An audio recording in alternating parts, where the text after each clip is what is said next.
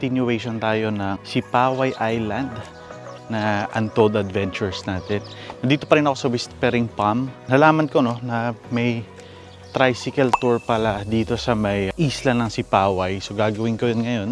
Madali lang daw malibot tong Sipaway. Kaya daw ng tricycle. Lilibutin ko siya bago ko bumalik ng mainland.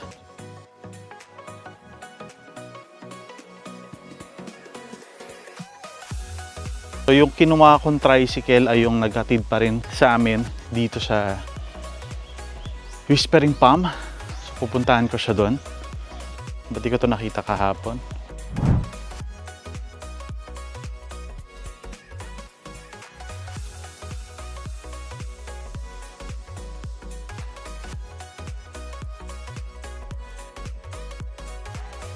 Ganun lagi mga posing ng mga tao. Lagi may thumbs up. Dito sa Whispering Palm, hindi ko to nakita kahapon, may mga monkeys. Ayan tatlo pa sila. Hello monkey. Monkeys. Apat. Hindi lang pala tatlo. Ang dami pala. Ayun po. Oh. Doon pa. Oh. May mga monkeys din pala dito sa Whispering Palm. Hindi natin alam. Kung gusto na ng mga peaceful na retreat area, ito talaga, Whispering Palm or yung buong Sipaway, pwede nung puntahan.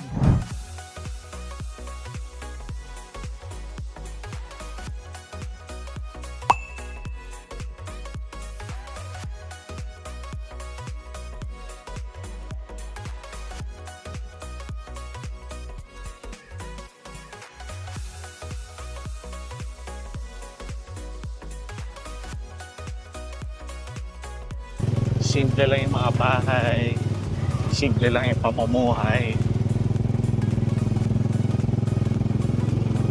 Tutuwa ako dito. Good vibe siya sa akin. Ganda siya.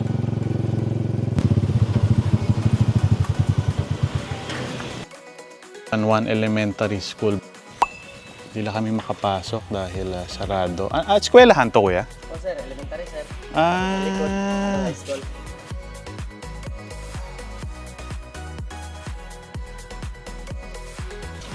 Sarado siya dahil yung weekend. Ang ganda niya, ang laki yun.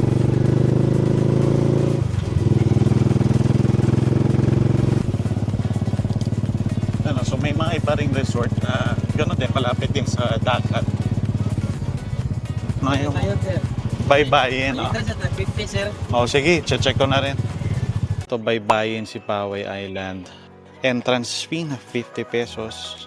Tapos may mga rooms available din sila. So ito po, entrance, 50 pesos.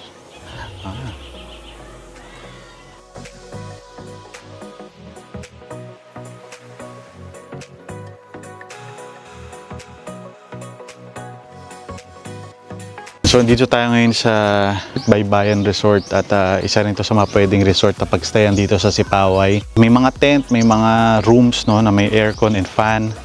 Pero sa ngayon low tide kasi siya.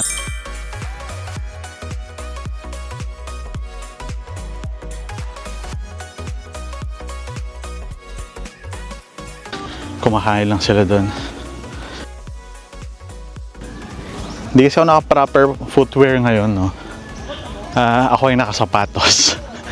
Nakasapatos ako sa isla. Yan. So may mga resort din na iba bukod sa Baybayin, pero mukhang kilala siya dahil maganda kasi dahil may mangroves, may bakawan. Pero babalik na ako. Okay na ako dito sa Baybayin Resort. Wala masyadong tao.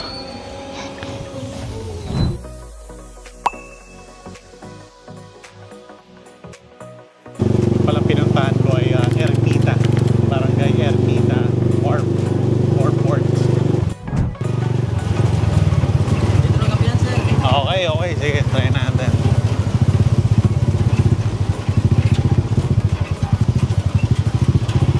Muna tayo sa kapihan. Ito. Linron's View Cafe. Ayan. Uy, may view. Hello, good morning po.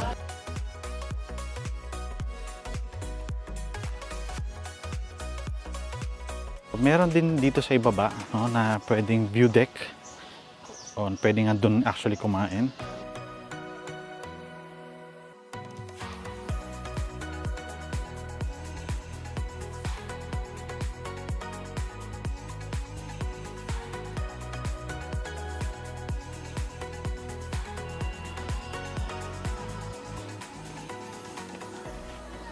Okay, so nandito tayo ngayon sa Lindron's View Cafe sa may Sipaway Island. Malapit lang siya dun sa port, sa Dap-Dap Port. Actually, tanaw dito, no? Maganda mag-breakfast dito. And sakto, dahil isa nga sa mga gusto nating gawin o matry ay kumain ng isang delicacy nila. So, na dito lang sa Sipaway.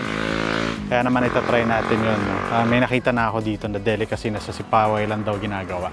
Ano pangalan nito, te? Salbaro po. Salbaro. May buko sa... Buko salbaro. Wala naman tong pork, ganyan. Wala. Kulang talaga yan. Walang mga cheese o kung ano man. Sige, try natin. Magkano yung isa? 8 lang po.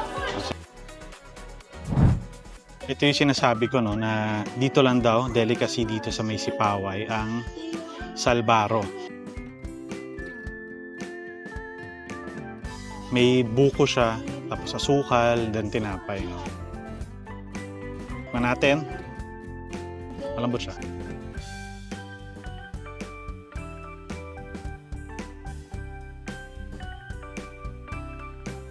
So dito lang daw to sa Sipaway itong salbaro na to. Para siyang pan de coco. Sarap. Tapos nag-egg sandwich lang ako. Taka pineapple.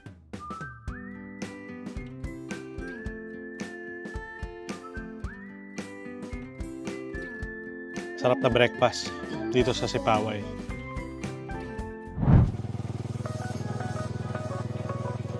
Kapitan ito, sir. Ito yung lighthouse ayun. Kapitan ito, sir. Sige. Next namin pupuntahan ay yung Sipaway Lighthouse. Pero di na namin nakita sa taas. So yung ano lang, yung kita lang.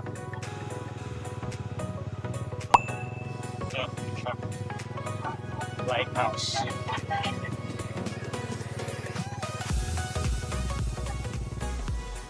Yan, so nasa likod ko ang Sipaway Lighthouse. 20 to 30 minute hike pa siya.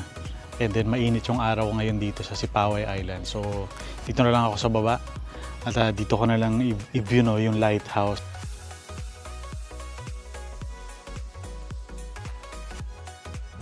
Salamat, Kuya Donkey. Sir. Text kita, video tayo. Ayan, si Kuya Donkey, tour guide namin dito sa Sipaway. Ayan, message, lagay ko yung number na dito. Thank you, Kuya Donkey. Salamat. Yes, sir.